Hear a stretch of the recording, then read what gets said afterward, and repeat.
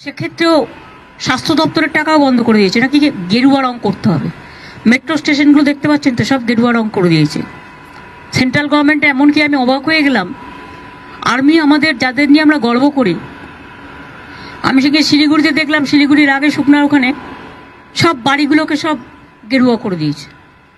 আর আমাদের বলছে সব স্বাস্থ্যকেন্দ্রে সব গেরুয়া করে দিতে হবে। কেন আমরা গেরুয়া করবো?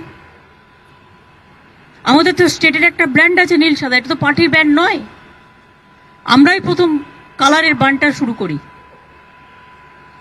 এটা কোনো অজুহাত হতে পারে? প্রত্যেকটা জায়গায় শুধু বিজেপির লোগো লাগাতে হবে, পার্টির লোগো, আর রং করতে হবে বিজেপি কালার?